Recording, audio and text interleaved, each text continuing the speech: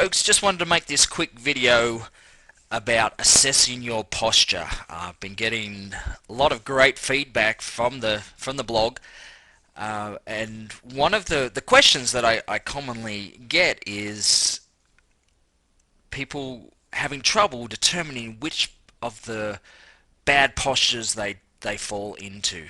Um, I'm hearing the feedback is that once they can determine that, they understand these are the exercises they need to follow, but they're just having a little trouble working out which of the four they most resemble. So I thought I'd make you this little video about which of the four common bad posture is most like yours. Now, why I say most like is that people can have elements of the different postures. What we're looking for here more as a starting point, so I think people might be making this a little bit more difficult than it needs to be. As a starting point, which is the one that most resembles? And hopefully it's this one. Having a quick look at our ideal posture. But unfortunately, if you're like most of us, it probably isn't. So what's the simple and easiest way to assess your posture? It's with a good old mirror. Sorry, nothing real exciting or sophisticated with that, but the good old mirror is probably your best tool. Now, what we do in the clinic is we typically use what we call a plumb line, which is basically a suspended piece of string attached to a weight at the bottom so that it gives us a vertical, so then someone can align themselves against this vertical line and we can see how everything stacks upon each other. Now, this is a way I would recommend just to do it at home, and I once again haven't been feel like a bit of an idiot for this, but I know we've got some string around here, so I was just planning to kind of halfway on the mirror at the top, halfway at the mirror at the bottom, just tape some string, and I guess with the tape just be careful that you're not ripping off any paint. I'm just using regular sticky tape, and I couldn't find the string. I know it's around here somewhere, so just use the electrical cord, but I think you get the idea. Then the idea is that you stand looking at you, align yourself in the mirror so that you can see yourself in the mirror side on, and you want your ankle, the ankle bone, the outside ankle bone, this line to be just at the very back of that ankle bone. So, and that gets us what we are here, and ideally everything should stack on top of each other.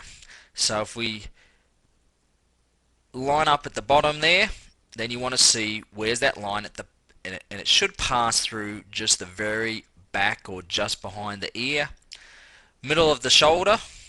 Now this image might be a little confusing because it's actually showing the spine, but the actual shoulder from there to there should be going halfway, dividing halfway.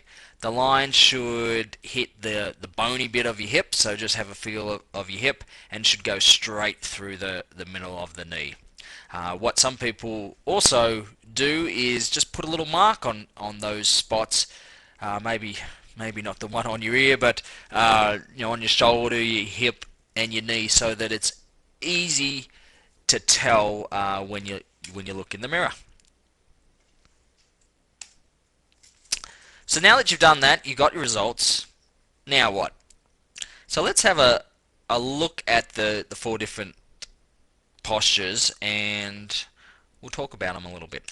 So the first one is the kyphotic posture, and kyphosis or kyphotic really just refers to there are normal curves in the spine. There should be a kind of a small backward C curve of the lower back, and a forward curve of the thoracic or upper back, and then a small backward C curve of the neck. So the kyphotic posture just really is referring to this upper back. It's when there's a bigger C curve than there should be. Probably the most famous example of this is the Hunchback of Notre Dame. But it's also, think of, typically ladies as they age, kind of a grandma pose have been kind of increased curve in this upper back. So that's the main thing you're looking for in the kyphotic posture, is this upper back. The lordotic posture is more just referring to the lower back. Lordosis is what the normal backward C curve of the lower back should have, and the lordotic posture just means that there's an increased curve. So some cues for that was that you might see that kind of the backside's more prominent, but there's really an increased curve here of the lower back. So just keep it as simple. That's the main thing I want you to look for with determining that posture. Going on to the next one is the flat back posture, and this once again is referring mostly to look at that lower back, and you'll see in the flat back posture you've basically lost that curve. There is no curve there whatsoever.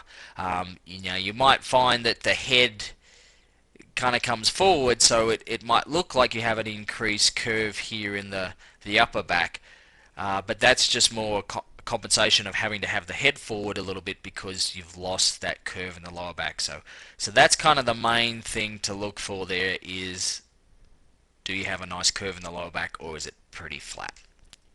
And the last of the four is called the sway back posture, and this one can sometimes be a little confusing because it sometimes looks a little bit like the lordotic posture, meaning that you have an increased curve here in the lower back. But really the best way to determine if you're this type of posture is, once you line up behind the ankle, is the hip well forward of the line? And you can see in this diagram this one is.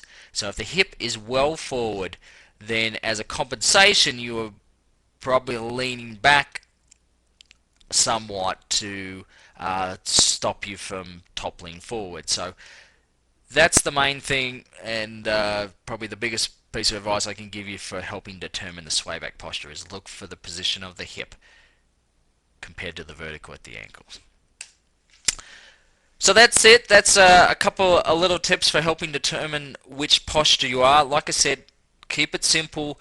There may be elements of more than one, but you need a starting point, and so find the one that's most obvious, and then go to the site, look for what exercises are best for that type of posture, and that'll get you going. So I hope you enjoyed the video and enjoyed making it for you, and we'll go from there. Thank you very much.